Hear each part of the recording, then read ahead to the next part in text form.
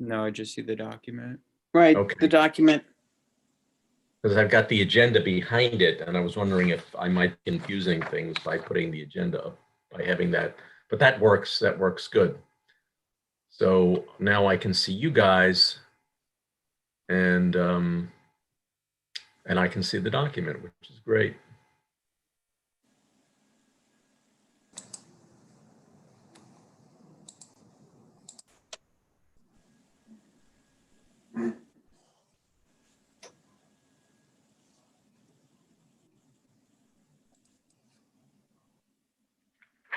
I'm sorry, I just had a question before we start. I don't think we ever approved the November 13 meeting minutes, but I'm not sure. Well, what we'll do is we'll just we'll entertain a motion to approve them, and that will make it official. Thank you.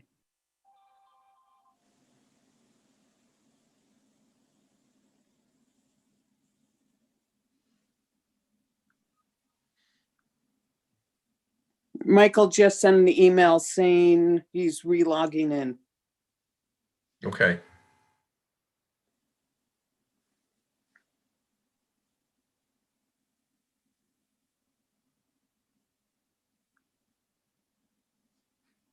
And I don't know if you all saw Jocelyn's email. I did see that. Okay.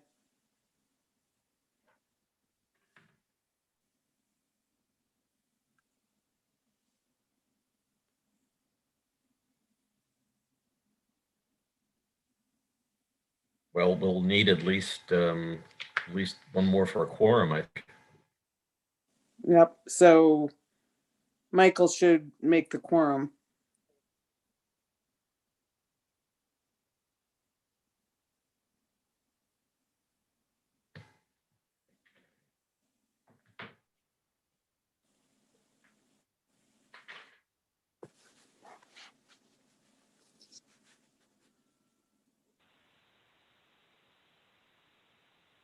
And I take it we're expecting John. Hi, guys. I've just been able to log in. It's Michael Copey. Hi, Michael. I'm going to give it one more minute and then we'll start. We're waiting for John and for Jocelyn, but we've got stuff to do.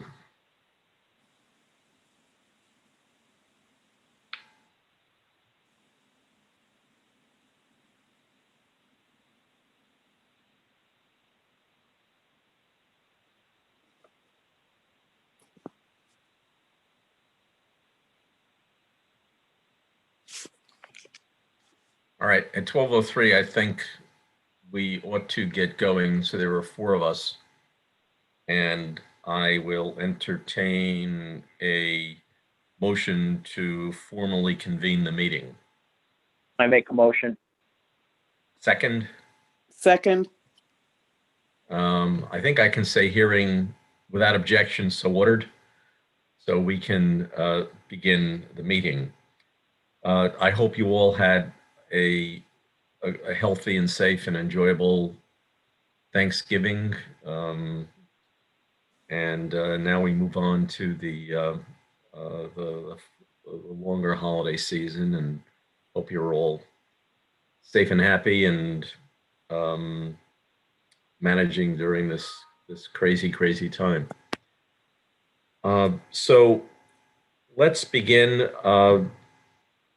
Brian emailed us earlier and indicated we may not have approved the November 13 minutes. So is there a motion to approve the minutes of November 13, 2020 for the committee? I make a motion to approve. Is there a second? Second. Any discussion on the motion? If no discussion, all in favor, please say aye or raise hands. Aye. Aye. Aye. That motion is carried. The minutes of November 13 are approved. With respect to the minutes of November the 20th, and we've received Brian's final edited with track changes, and we can put that in final upon our discussion here. Is there a motion to approve the minutes of November 20? I make a motion to approve. I Is there a second. second? Thank you. Any discussion on the motion? If no discussion, all in favor, say aye or raise hands. Aye. All opposed? That motion is carried. The minutes are approved. Okay, let's go on to the first item on the agenda, which is our committee solicitation letter to the community. As you will have seen in the emails that I sent immediately following our November 13 meeting, I'm sorry, our November 20 meeting, and the exchange of emails, replies from some of the trustees, that we have the approval to send a letter out through the village mailing lists. And I was instructed to get in touch with Jerry Barbario and Augie to arrange for that mailing. I let the week go, given that it was a short holiday week. I then got back in touch with Jerry Barbario, left him a voicemail, and the reply is that they're very busy with other stuff. The last thing I would do is criticize full-time civil service employees of the village of Mamaroneck, or with that regard in any governmental agency, who are under deadlines to do other chores and tasks.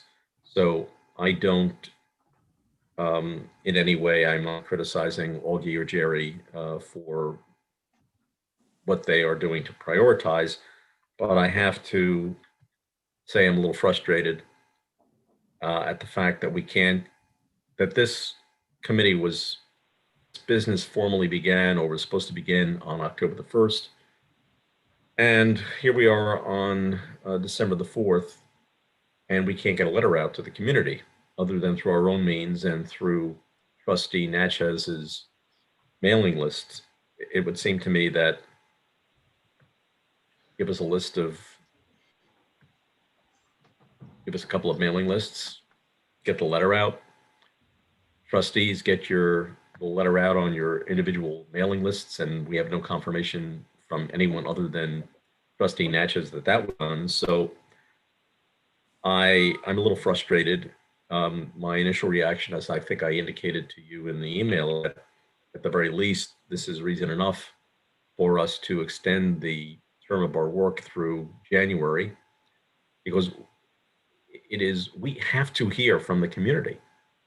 We have to let the community know that we're doing this work. I can think of no higher priority than getting input from the people who this code affects. So I welcome any suggestions that you may have as to how we may move this thing along. Hey, I Dan, thought that, go ahead, please. can I ask a question? Is what we're waiting for here is for that letter to be put out via email on the village's list? I mean, that's the I'm crux sorry, of it, will you right? repeat that? The problem here is that they just won't send this out by email, right? To take advantage of the village's email list. Yeah, there are various email lists that the village has on listservs, and we have their consent to use them. What we need is an instruction from someone to the village manager or the village clerk to say, please do this, and do it now. Yeah. My feeling here is that, mine is that we give it till Monday to close of business Monday afternoon. After that, we convey a letter to the board that this work is holding us up, and we would hope it'd be done, within the next 48 hours. Some deadline there, so that there's an understanding that, hey, this is holding us up, and how quickly we think it should be done. I don't know how the rest of the committee feels, but this is email we're talking about. We're not talking about stuffing and loading envelopes and stamping them. And in a follow-up to the communication between Dan and Jerry Barbario, I had asked again about including it in the Friday afternoon newsletter. And Jerry was gonna follow up with Robert, but we never heard another word. So I don't know where that stands, if it's going out today or not.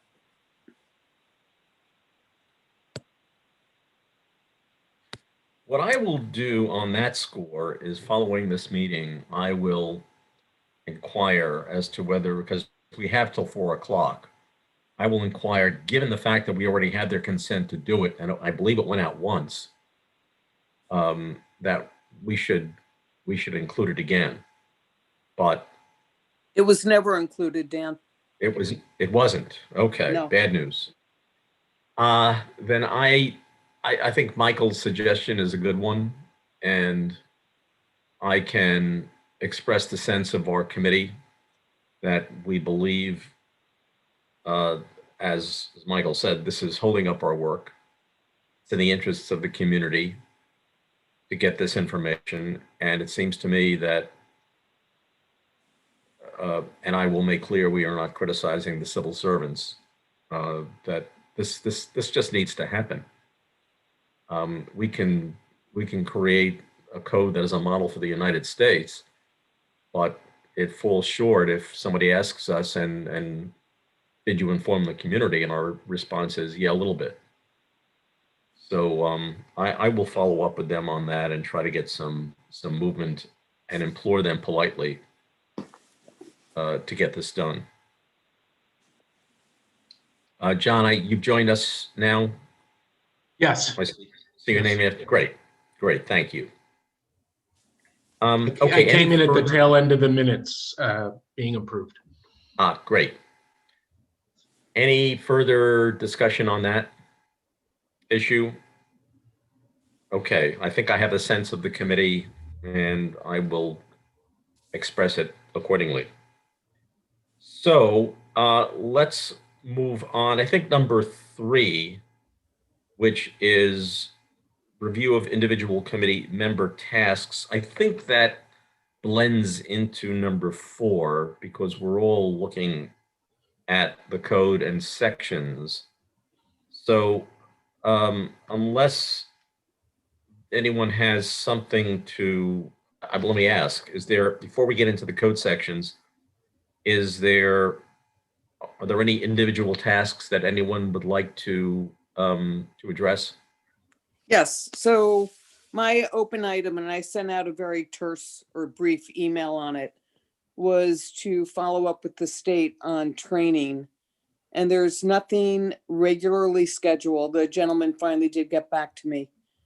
However, and I haven't checked if it's been done yet, but the recording from the conflict of interest class will be posted on their website so that anyone can take that at any time. So that might be something we want to leverage as a recommendation to the board to use for training.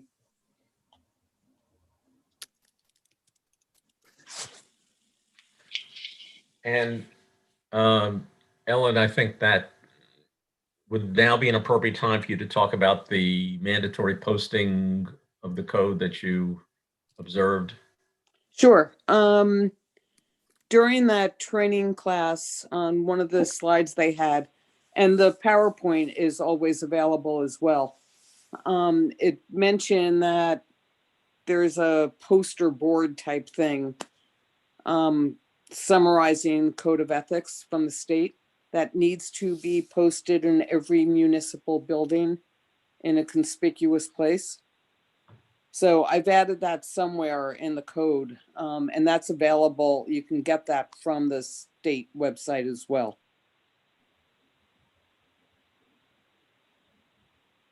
Great. Okay. Any other items under number 3?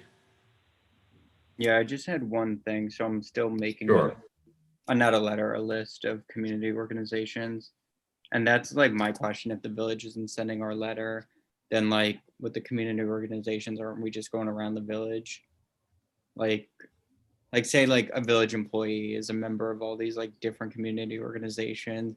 It's like, okay, we're not allowed to question employees. Yeah, we just like went around the village and pretty much did that. So that's my question.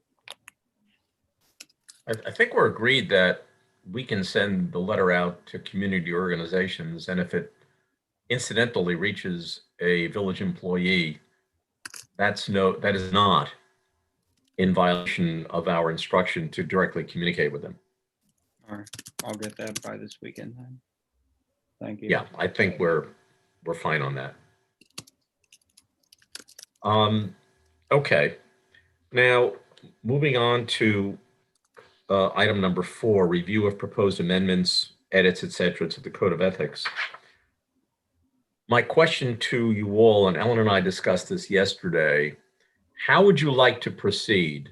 Would you like to scroll through the Code of Ethics from the beginning and see where we are on various changes from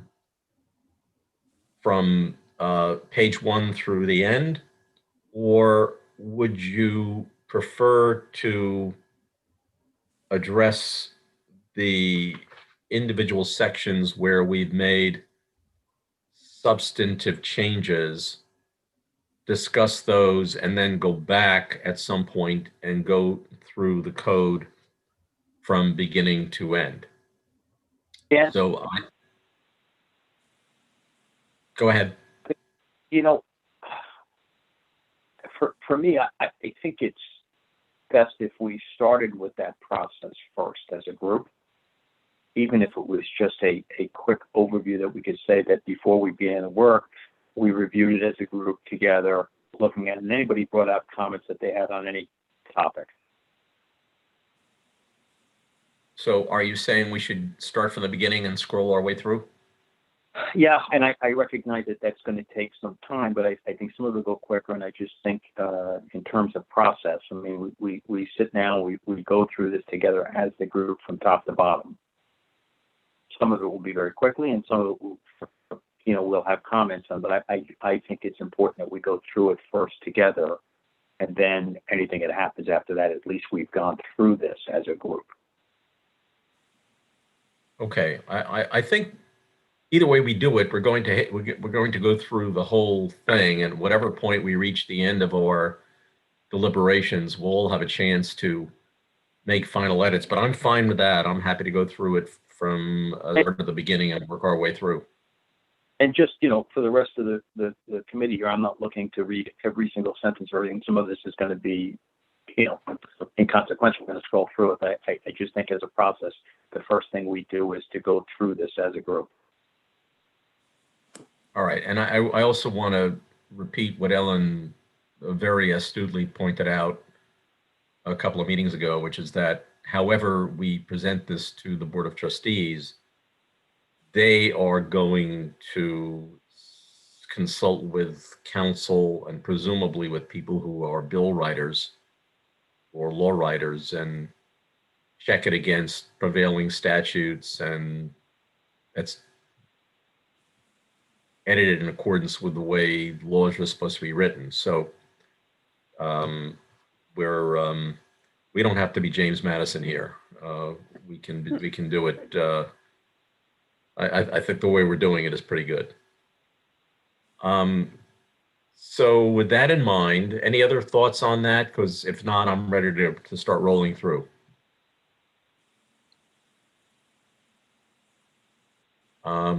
And okay, so I've got the, hopefully you have the document in front of you. I've put the latest edit up there. So I'm on 21-1, and we have some, there are some additions there. Maybe what I can do is just refer to the sections and where there are what I would consider to be non-controversial or very material changes. I'll just go through it, but stop me if you have a comment. So I'm on 21-1, where there are some additions to the application of the policy.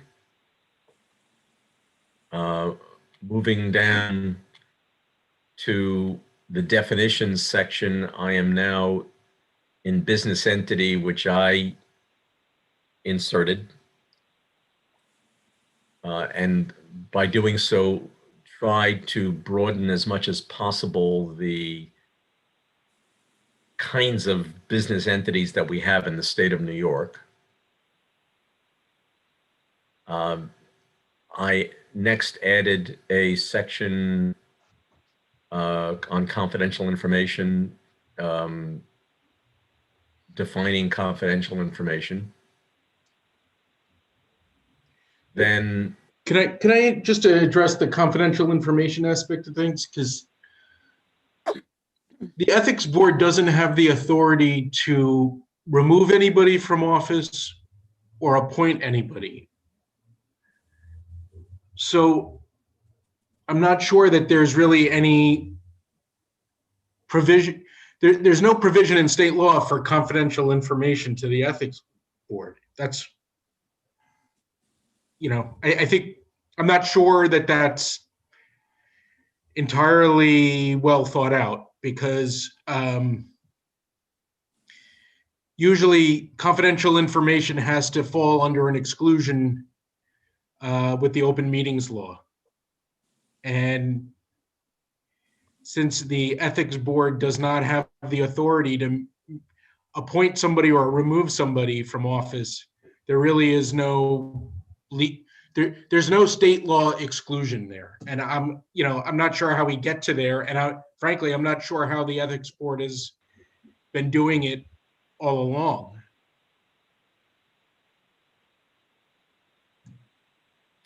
I'm not sure I understand your comment. You can say we would like to keep information confidential. At the end of the day, New York State open meetings law and freedom of information provides that even if you have it in your law that you would like information to be confidential, state law supersedes it. I understand that. And the only provisions that the state law allows are, there's a very limited, having been on the board, there's a very limited restriction in open meetings law that allow for you to keep things confidential. And I'm not sure, honestly, I'm not sure that the ethics board would be covered. I think if push came to shove, I'm not sure that the ethics board, as it currently sits or as it may sit in the future, would qualify. But aren't sealed bids and when the board goes into executive session, doesn't that constitute confidential information when the Board of Trustees is drafting specs or looking at sealed bids and the like? Sure. Doesn't that fall? Sure, but that doesn't protect the ethics board. That's, that's the reason why it's the Board of Trustees is allowed to go into a closed session to discuss a contract. There's a very limited list of things that you can do in an executive session. And one of them is, a discussion of a contract. But the reason why the Board of Trustees is able to do it is because they are the decision-making authority.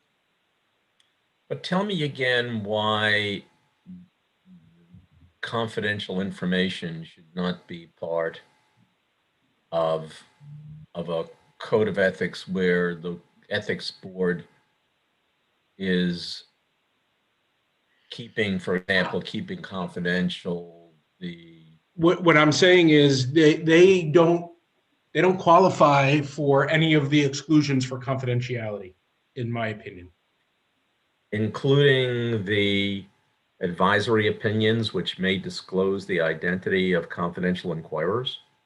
Uh, the state law basically says the identifying information should be removed, but the opinion has to be released. Does the last sentence in any way cure that? It will not include any information required by law to be disclosed under FOIA or other applicable laws or regulation? Yeah, I mean, I'm not sure that it cures it or solves it, or, you know, I think you know, I don't know, honestly. I mean, I think we'd need an attorney with ethics board law experience to give us advice on that. But my feeling is we are giving people a false sense of confidentiality when. Go ahead, Go ahead. John. I'm sorry. Go No, ahead. I agree. I think you said it earlier about our ability to do this. I think the best thing is, and with all due respect to the other attorneys, I don't know who is an attorney. I feel more comfortable having somebody from the village, an attorney, tell us exactly what this means. I don't want to give somebody the false sense of security that what they tell the board could be confidential. When I'm just concerned with that since the last time we talked about it. And I'm more concerned with the fact that the ethics board itself has determined that things are confidential when they're not entitled to that confidentiality to keep the things that had, it seems to me they've been using this clause as an opportunity not to share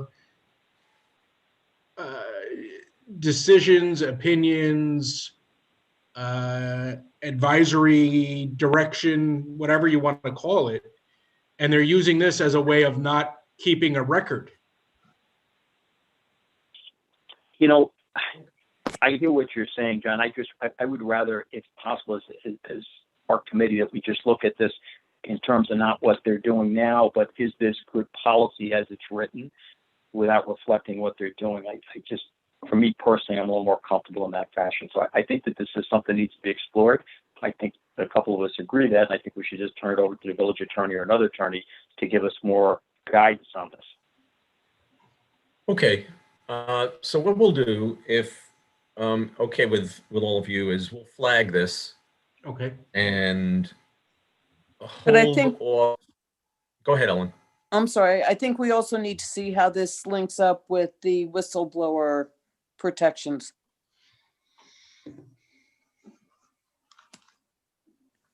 And I think that will make Michael feel better. Yes. All right, so we'll flag this for further study, and we may wind up doing is, I don't want to get too far ahead of ourselves, is we may just say that as a group, we wish to assure that there are some protections for what confidential information may be protected, and let the board figure it out. But good comments, and as I said, we'll flag this for further attention. Let's moving on to, and by the way, the definition section of the existing code is not very long, and so I added stuff which I thought was appropriate. So there are references to customers, I think, and clients, and so I added this section on customer or client. Do we, sorry, I joined late, but for customer or client, do we need to add to which a village employee, officer, or does this apply to board members as well? Like we fix the definition, committee members and board members, or is it just employees and officers of the village?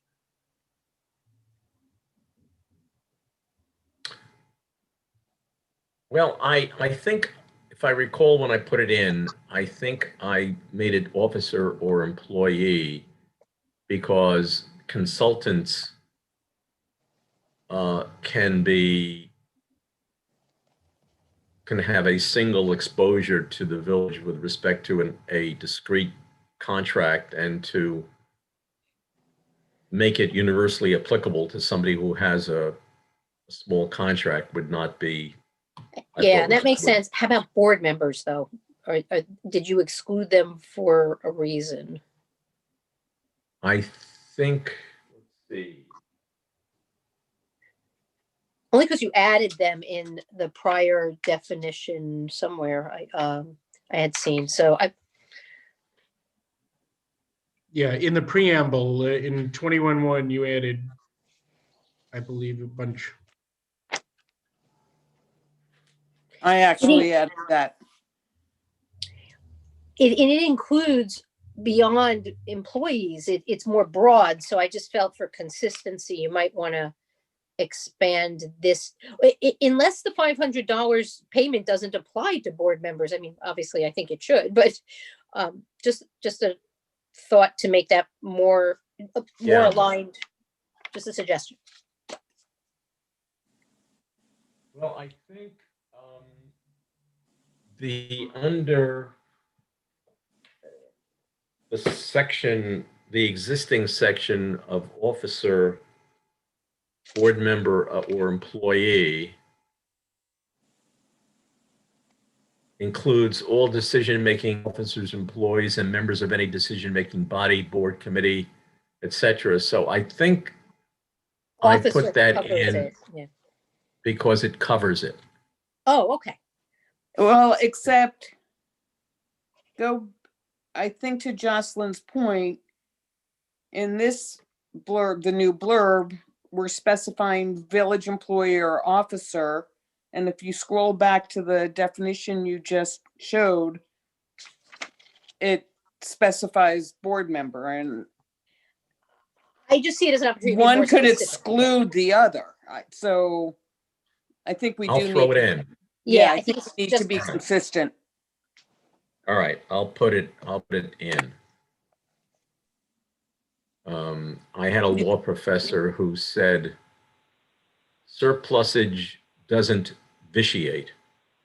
And we used to scratch our heads saying, what in the world is he talking about?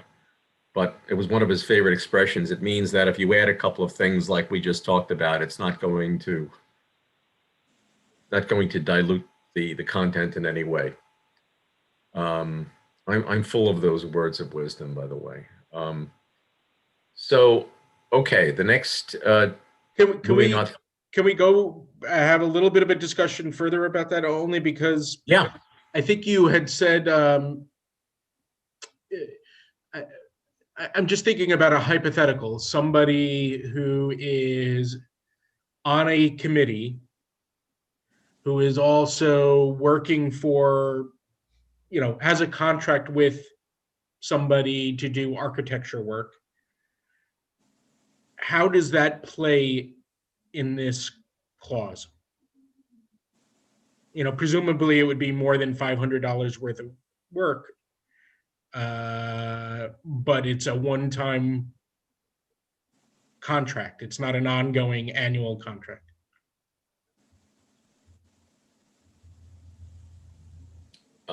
would you repeat that again?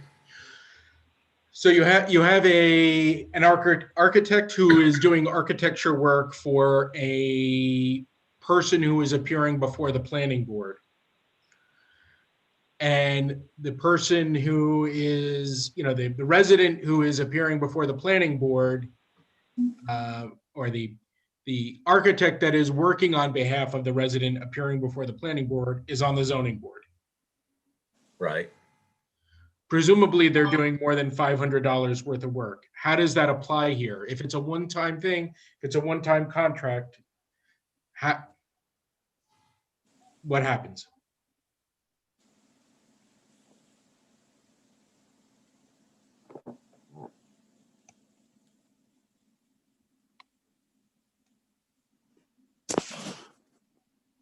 Well, I'd have to, I don't have an immediate response unless I see the context and how and see the impact of this. in that situation, how I'd have to do to see where I'm just bringing up because these are instances that occur in the village frequently. yes, Those are yes. the kinds of things that are fairly Yeah, typical. and I'm looking, John, for the actual application where it kicks in, and Right. I confess to not having an No, that's fine. immediate. I mean, it's just something we need to think about as we go through Good. the code and just Okay. address, because I do know that when I was on the Board of Trustees, I did go to the village attorney, or actually when I was right before I was elected, or after I was elected, but before I took my seat, I went to the village attorney at one point and asked, I'm a real estate agent. What happens if one of my clients comes before the village for a variance or a planning, before the planning board, zoning board, or some sort of land use board? And the explanation that I got was, the contract is over once the house is purchased. So I don't have an ongoing relationship with that person.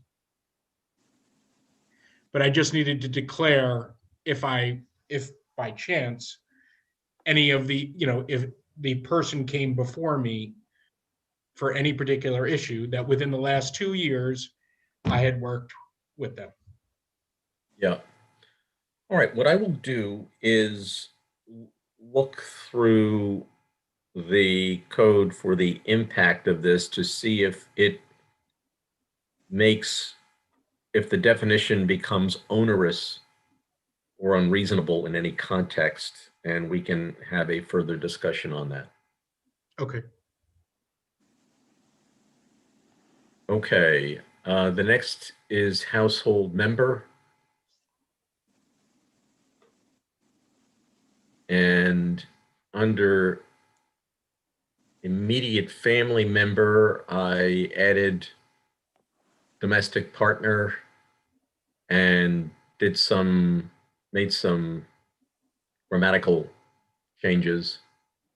So going back to Jocelyn's comment that I think we agreed on about consistency for both household member and immediate family member, do we want to include board members? Yes. Or are we being inconsistent?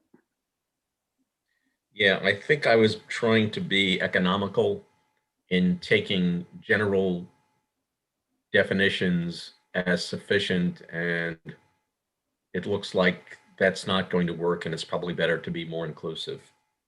Well, if we want to be economical in the wording, if we go back to page 1, where we're describing the who, if we're saying that who's ever defined as, the code of ethics applies to, we can then come up with a term and replace all of this with that term. Like village officer, at parentheses, inclusive of board members, committee members, and parentheses, and then anytime you use village officer, you're covered, to Ellen's point. I love that. You could be and then economical. we don't have to, yep. Okay. All right, let me go back. I will take a look at that and see if rewording that works for the entire code.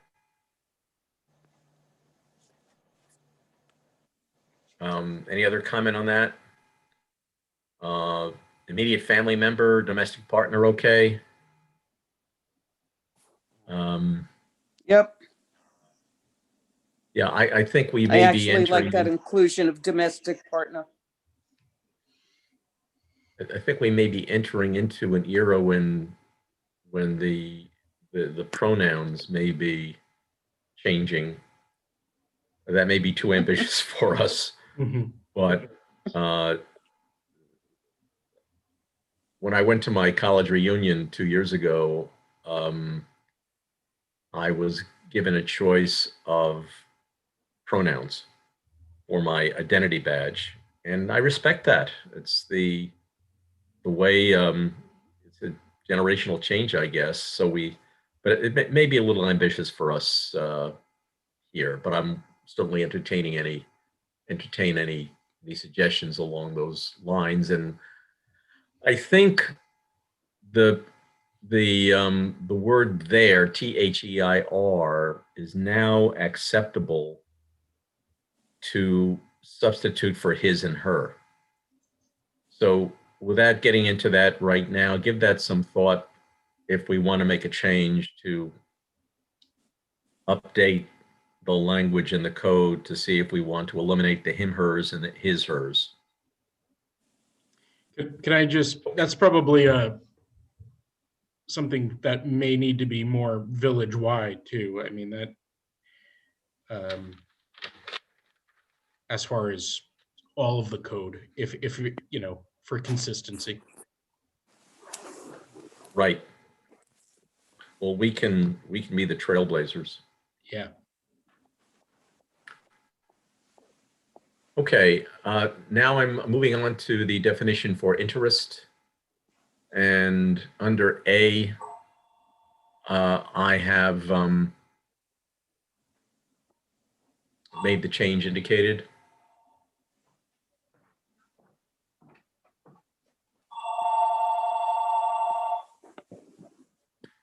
And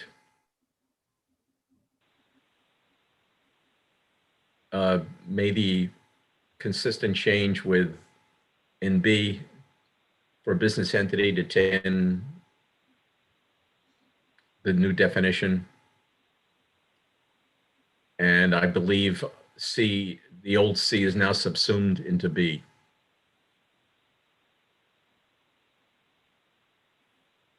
Moving on, and obviously stop me where you want to, under relatives. I've expanded that or revised that. And the couple of words can be changed in accordance with whatever either unifying definition we come up with, or an expansive one that includes all of the various titles. Does domestic partner need to be added here like you did previously? Yeah, if it's not there, it should be.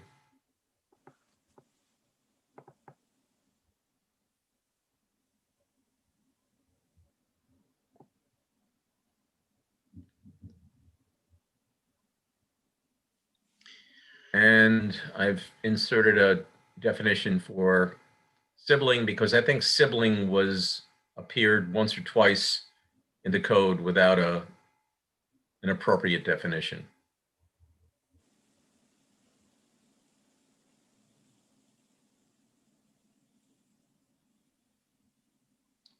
All right. Moving on, I'm on the bottom of page 3, village officer, and I've got a question in the margin there regarding whether the adjective personal is redundant or not. I'm sorry, can you scroll up? I'm sorry, I just had a question. When it says village officer, any elected official of the village of Mamaroneck, like, and then before someone suggested including board members and committee members and village officers, I feel like we have two different definitions of village officers going on, and it's just really confusing to follow. No, Brian, I think this is differentiating between elected versus not elected. Yeah, but when But to Brian's point, I think he's right. We're saying a village officer is, earlier we're saying a village officer is any employee, any member of any board or committee, any elected official. And now we're saying in this definition of village officer, we're only saying an elected official. Right, but I think the all-inclusive term maybe shouldn't say village officer. I think we need to figure out what that all-in name is. Or could we have one elected official, like have a definition for elected official and have a definition for village officers, which include board members, elected officials, and I guess committee members? Frankly, a village officer is anybody who, completes the oath. Yeah. And I would imagine any employee has to complete that oath. Any board member has to complete that oath. So a village officer, by that definition, includes both. Right. So maybe it's, we change this to be elected, village officer dash elected, village officer dash. Other, yeah, something like split it. If that's if a village officer is anyone who signs the oath, then that's how we could. I don't know that for sure, but I'm pretty sure that every committee member has to sign the oath, Yes. regardless of whether it's a decision-making committee, with authority like a land use board, or it's us as the ad hoc advisory, ethics committee, where we theoretically, we're advisory. We had to sign it. I know the Board of Trustees has to sign it. I don't know if every employee has to sign it, but I'm presuming they do. Well, I think the other thing also is, and I don't remember from reading the whole code, but if there's any piece of the code that applies to elected officials only, we can include the word elected. And that would clarify it. I agree. I would just go back to the other thing. I just think we got to spell it out a little bit more clearer, to a point where it just says, this means you. And, we, I don't know how else to put it, but you're saying the same thing from a different perspective by singling out the village elected officials. I would just put it right in there, exactly who this means, who, if I'm a village employee and I'm doing whatever, I look at that, I say that's for the board. That doesn't involve me. That's my offer, is that we spell it out there a little more clear.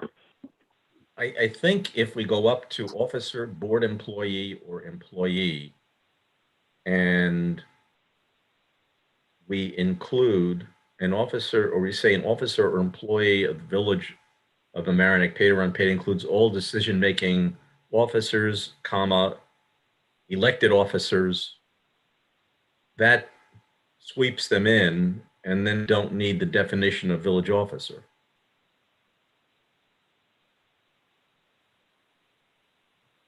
My head hurts. I'm going to work on this. I think if that works, I'll put that in, and then we can figure out whether that covers it. But it does. There's no question. It sticks out there. Like, what do you mean by that? All right. Thank you. I'll work on that. Okay. Minor point under 21.4A. It just jumped out at me. Do we need the word personal? Isn't a financial benefit a financial benefit? Isn't by definition personal? Yeah, I think it's redundant. Yeah. Okay. You mean personal or direct? Well, I would take it out because I think that the term benefit is the term that we want to focus on. Personal or otherwise is just an adjective to describe it. The key is benefit. Yeah, but I mean, I think, how far down do you drill? Because, from my opinion, as a member of a board, you clearly have a financial benefit in, the effectiveness of the village and the effectiveness of the village government. So, I mean, it's a degree of practicality,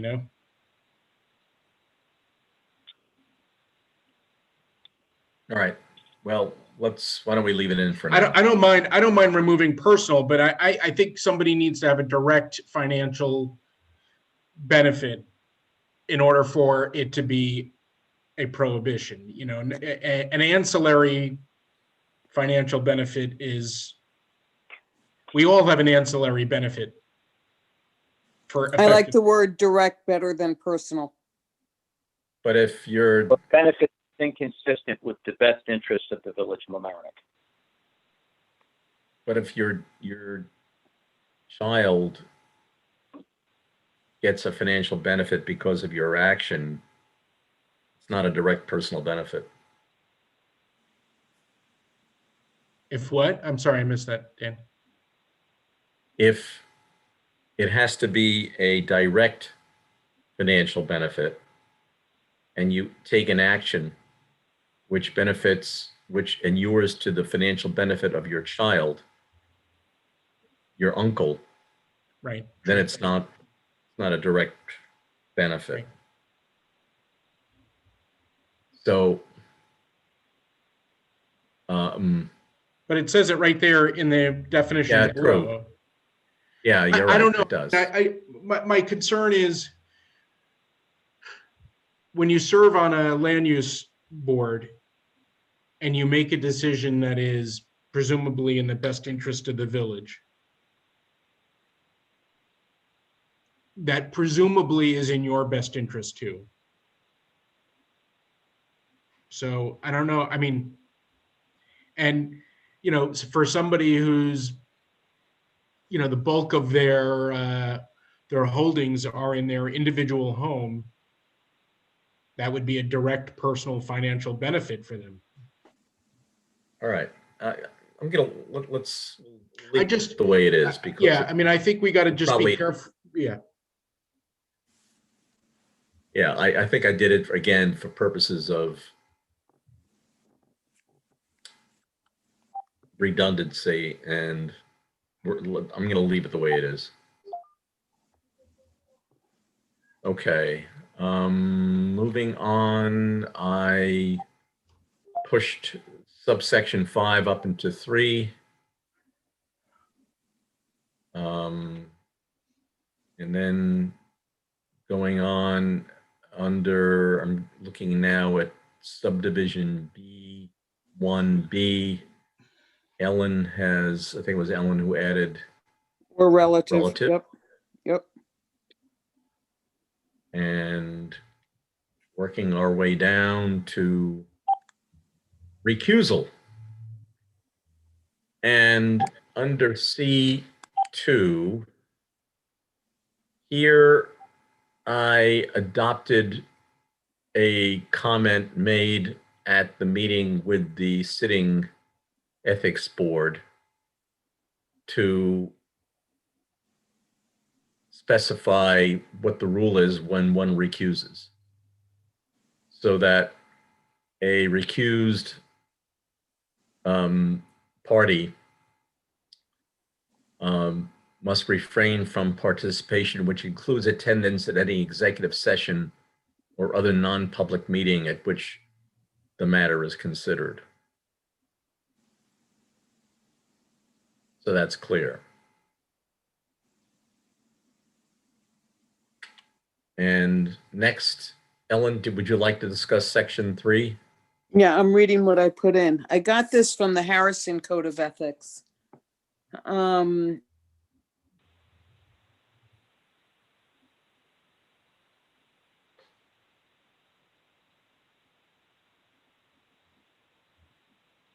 Word what's in Harrison, so that might be an issue. But it's yes, plagiarism. And that's not mentioned in the Code of Ethics. So Michael, since you're on the phone, I'll read this out loud. It's short.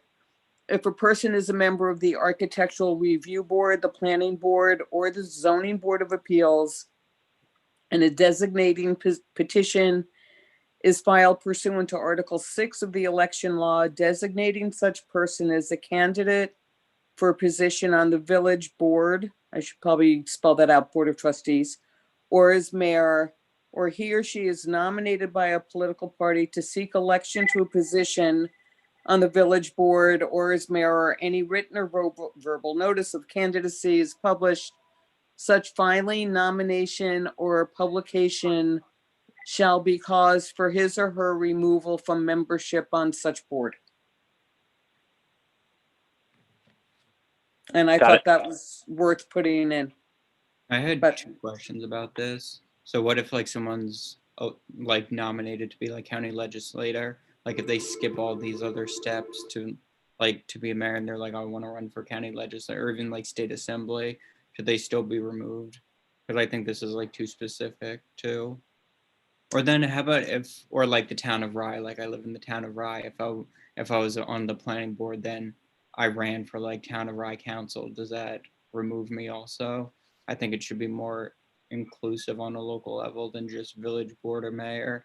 And also, I don't think being removed from like totally is a recusal. I thought a recusal was more like just in that matter. I think a removal is something that's way more serious than just a recusal. Correct. It's more serious than a recusal. Yeah, so I think that Um, should be in like its own section. Right. And- So I may have put this in the wrong place, but I wanted to No, make it's sure I okay. got it here. Yeah, no, I like it. I don't know, to your first question, if you're running, so you're on the Mamaroneck Architectural Review Board Okay, and you're running for a county position. I would. I never don't- I just saying. Well, but Yeah, sure you will. I'll vote for you, Brian. I'm not sure if that's a conflict, but it might, I don't know. I think it might be. Yeah, Like if the up for voter is coming discussion. to you. And like, what if they're like, "Oh, I won't vote for you because you denied me this." Yeah, I'm not sure why this is necessary. I mean, on one level, if you're serving on the zoning board or the planning board or some other committee,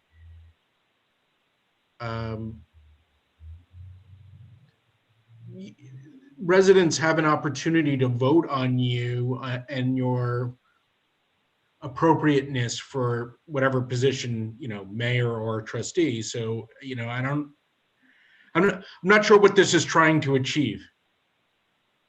I think to remove any question, and one of the things we discussed at, I think, our first meeting, perception of conflict of interest. If I'm running for a local office, I really shouldn't be on any of these keyboards.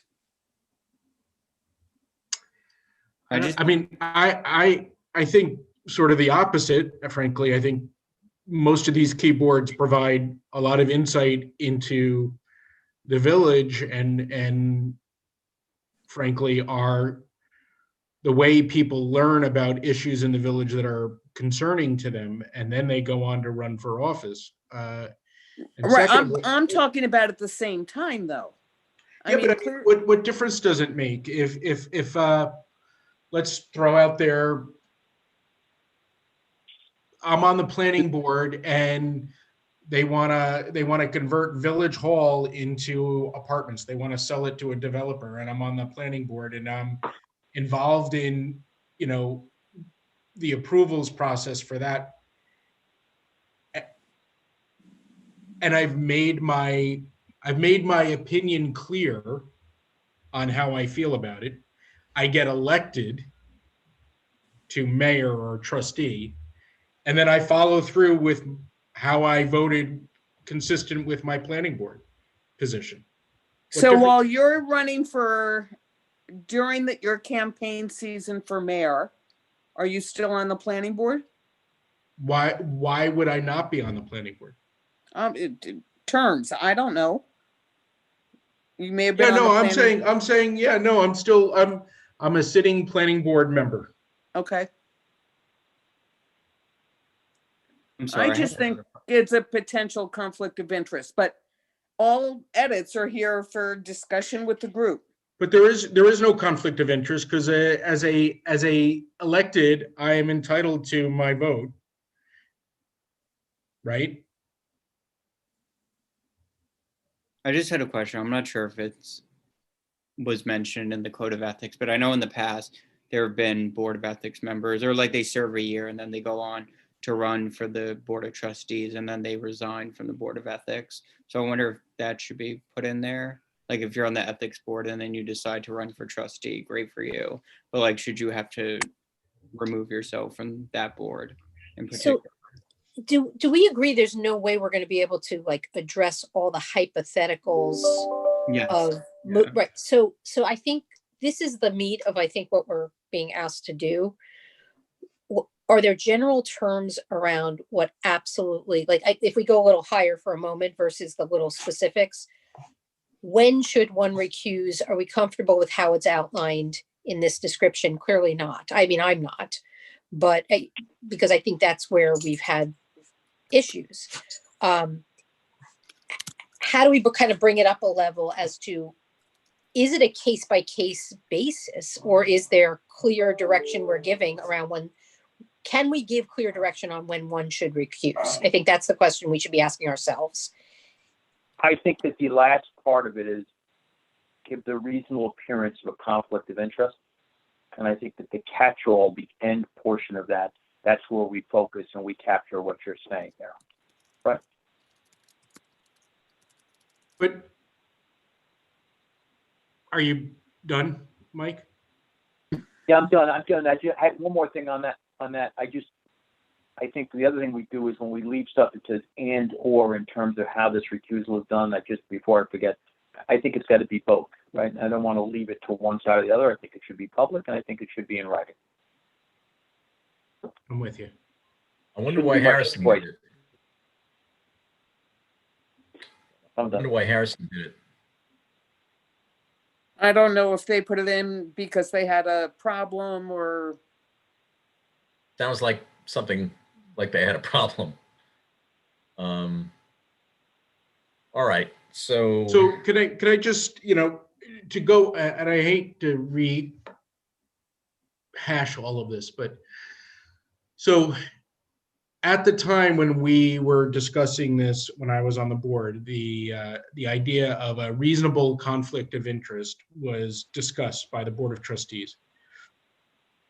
And the thought was that the ethics board would be able to help us ferret out exactly what a reasonable appearance of a conflict of interest was.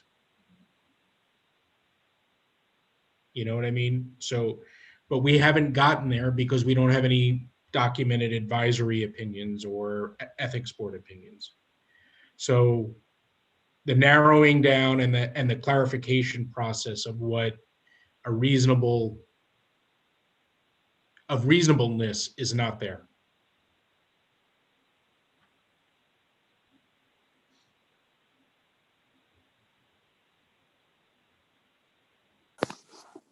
okay, let's think about this, because I don't think we're going to come to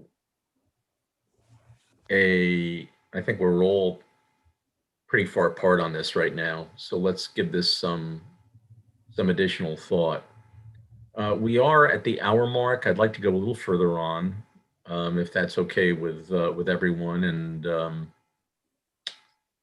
maybe if we can take this perhaps to 1:15, and then how does everyone feel about meeting twice next week, perhaps on Tuesday or Wednesday afternoon, which gives us the weekend and a day to think about what we've talked about today, and then gives us a little lead time before the following meeting. So what about next Tuesday or Wednesday afternoon? I think following the 72 hours, we can't do Tuesday, so it would have to be Wednesday. Yeah, it would have to be Wednesday. Thursday, I think, is too close to the Friday meeting. If I could ask, I'm okay with 2 meetings and the length. If we could just do the second meeting towards the end of the business day, or even right at dinner time, and I know that might be inconvenience, but if we could just get this later in the day, that would be good for me.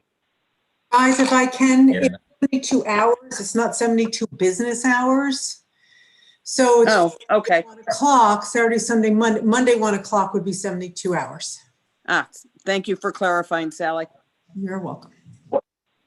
if I could offer, why don't we just, as a group, if we could project these meetings, whatever that second time is, and then we could always cancel them. But this way, if we felt we needed that extra time, we would have it built in, the public notice would be there, and we could cancel it later. All right. So if we said Wednesday at, how's Wednesday at 5 o'clock? That works for me. Works for me. Fine for me. All right. So Same. that's wonderful. I will let Sally know if, unless I don't say, yeah, Sally, you're on. Yeah, I'm here. I'll notice it for Wednesday at 5. Excellent. Great. Does that mess you up, Sally? Yeah, no, I work from home on Wednesdays, so I can do it. I'll just, no, I can do it. My family will get takeout for dinner. That's all. So you kind of get a night off. Absolutely. Okay. Thank you all. Let's just go on a little more, if we may. I'm scrolling down.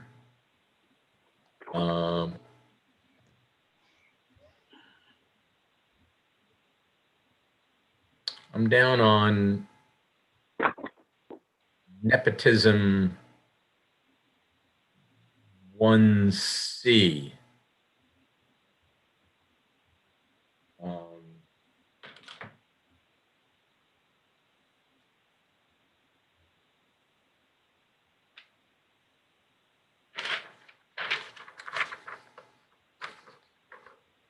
This one I put question marks around because I don't understand it.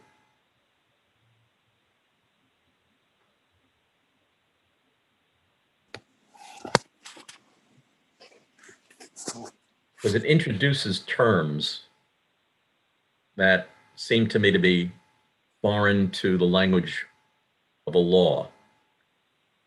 And I'm not sure what the objective is. Can you scroll up a little so we can see the Yes. context?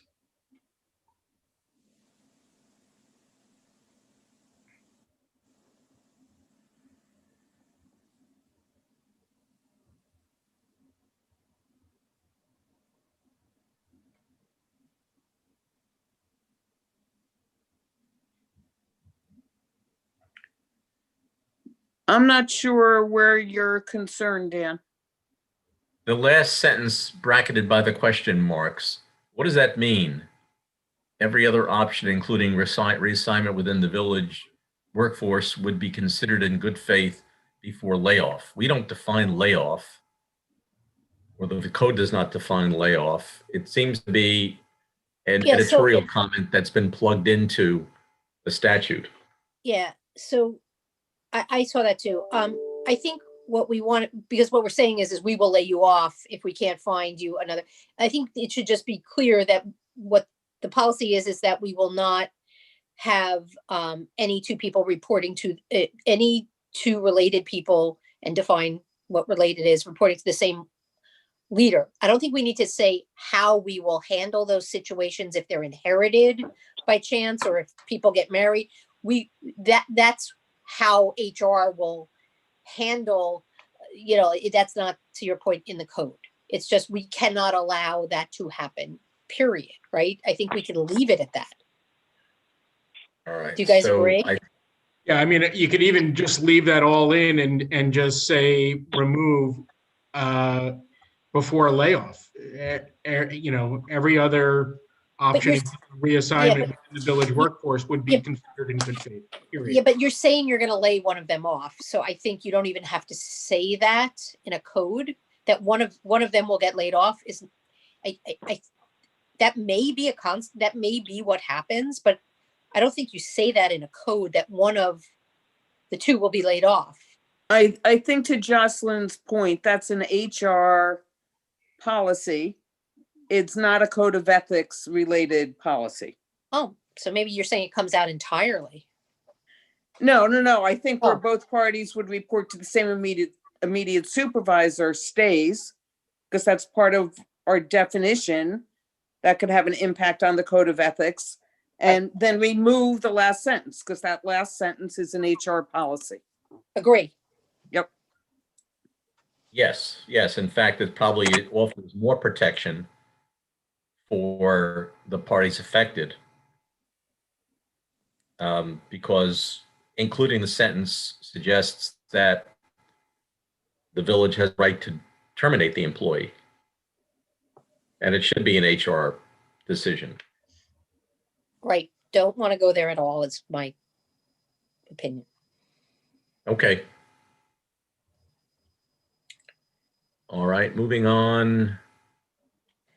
F, we've already talked about. I'm now down to 2F, and I think we've agreed we're going to go back and look at that.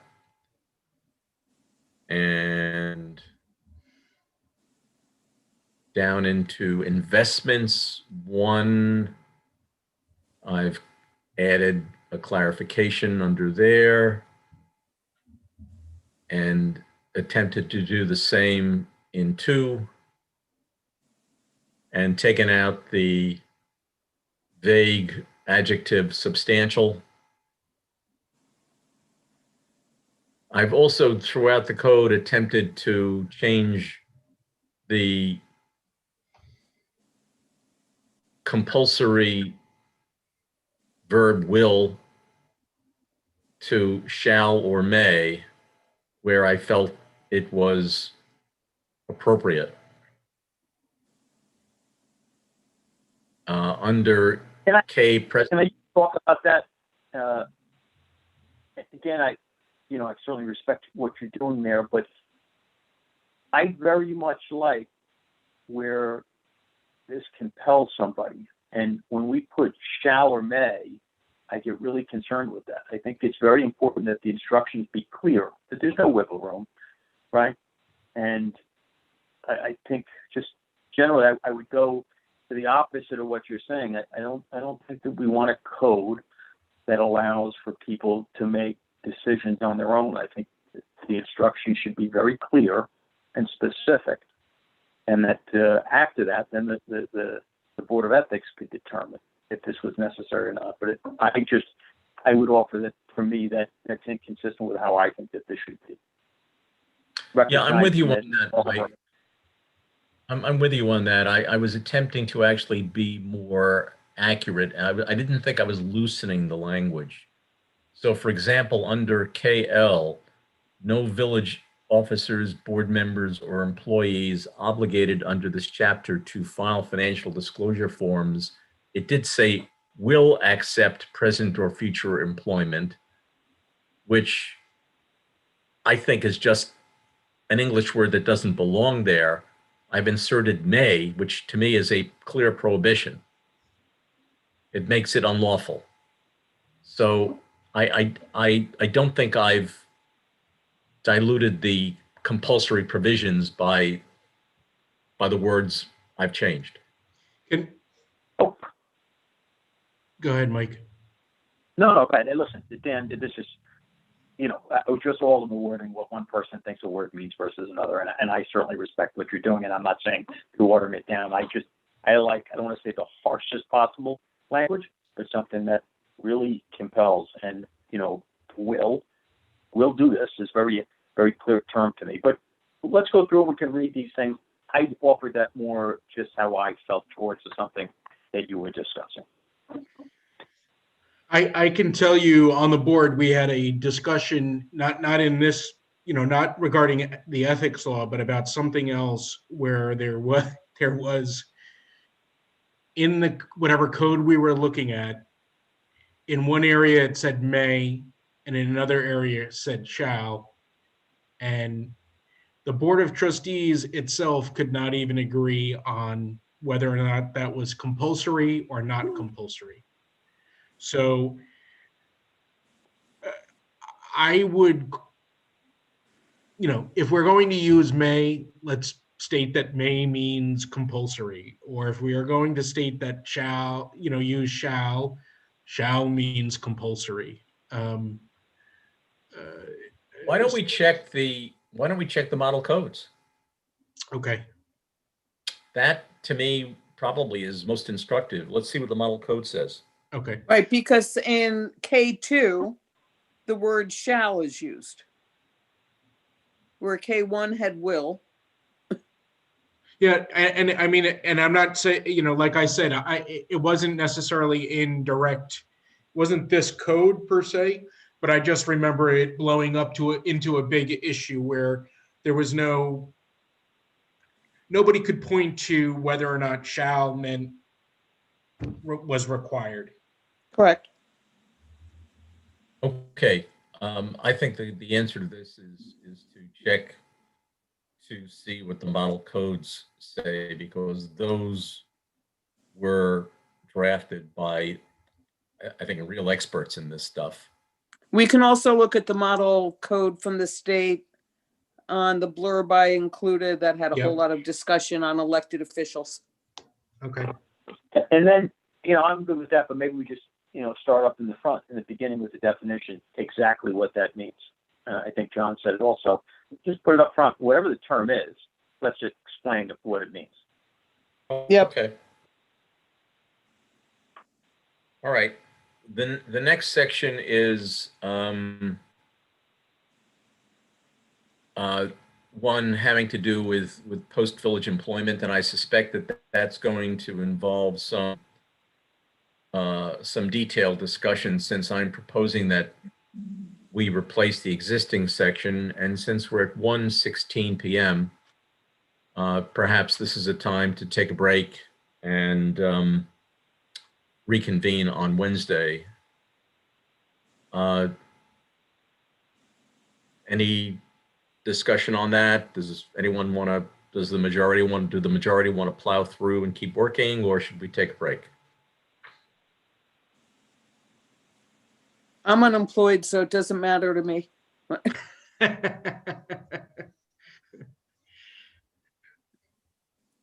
I'll let Mike answer. And Brian and Jocelyn.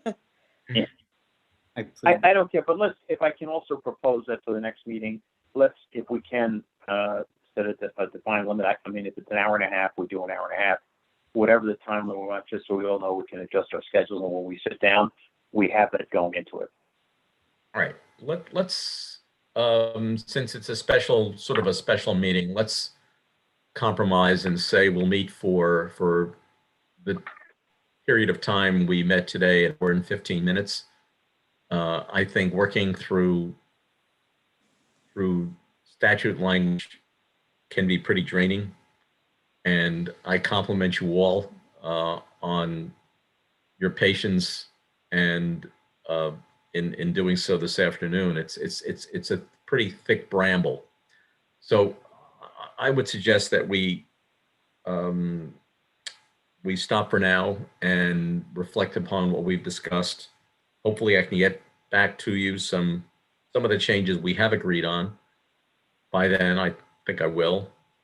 And why don't we reconvene on Wednesday at the agreed upon time, and 5 p.m. and Sally will ask you to send out the appropriate notice. So, Dan, we're meeting on Wednesday and Friday, correct? Correct. So Sally, do we need to send out, are you going to post both He's notices? already done. Friday's already done, John. Okay, all right. I Just wanted to be clear. I didn't want us to meet on Wednesday and then not be able to meet on Friday. That's all. No, Friday's already noticed, and I'll notice Wednesday. Okay, thank you. You're welcome.